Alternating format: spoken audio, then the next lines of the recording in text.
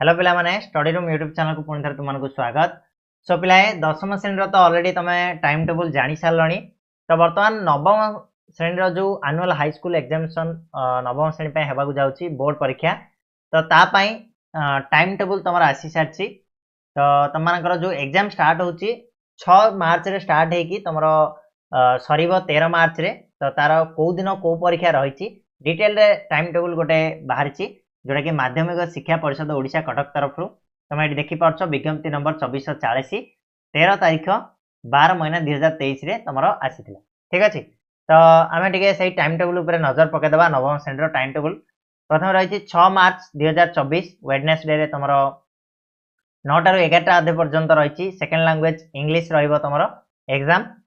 Second रोचे 9 तारीख में पुणी रीन दिन गैप अच्छी तुम मझे जोटा कि तुम रटरडे मान शनिवार दिन विज्ञान परीक्षा जीएससी तुम 9टा ରୁ 11ଟା अधे ही नेक्स्ट मार्च 11 तारीख में तुम रही मैथमेटिक्स बा गणित परीक्षा रही 9टा ରୁ 11ଟା 45 जो तुमको 15 मिनट एक्स्ट्रा टाइम दि जाए। ठीक अच्छे। नेक्स्ट तुम 12 तारीख में तुम रही कौन ना 9टा ରୁ 11ଟା अधे पर्यंत एसएससी सामाजिक विज्ञान बा सोशल साइंस एग्जाम रही। ठीक अच्छे। तो मझे आशा अनुजाई तुमको गैप दि जाऊँगी। नेक्स्ट 7 तारीख तुम पुणी 7 तारीख रे तुम रही हिंदी रही मुझे छाड़देली 6 तारीख पर 7 तारीख रे रही हिंदी आउ तुम 13 तारीख लास्ट एग्जाम रोचे सी रोचे तुम ओडिया एफएलओ।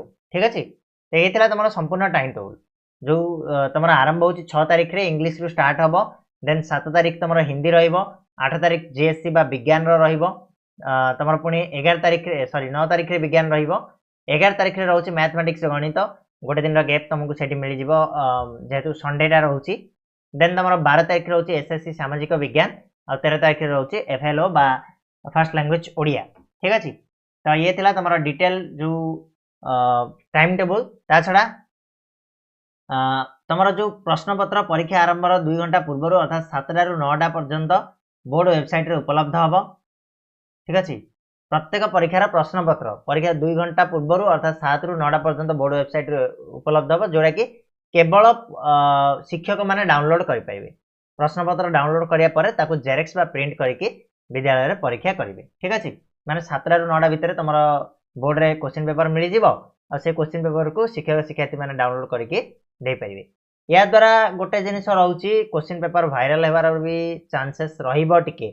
ठीक अच्छे। तो जोटा कि बहुत ही खराब जिनस रिसेंटली गोटे बिल आसी जे जदि कहीं वायरल करती बा जदि कहीं लीक करती क्वेश्चन पेपर को ताले तांको जेल दंड सहित अर्थराशि देवाक पड़ पारे। तो आशा करुँच बिल अनुजाई एबेठारु किछिटा कम हम। तुम गोटे केवल मोर अनुरोध रहा पाने ऑनलाइन रे हो टेलीग्राम हो यूट्यूब हो कोठी भी तुम माने ओरिजिनल क्वेश्चन पेपर पे अनेक बसनी। ठीक अच्छे। निजर पाठ पढ़ निज उपर भरोसा रख निहाती भाव एग्जाम रे भल मार्क स्कोर कर। ठीक ना मिले।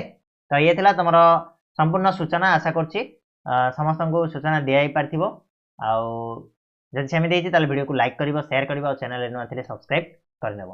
धन्यवाद।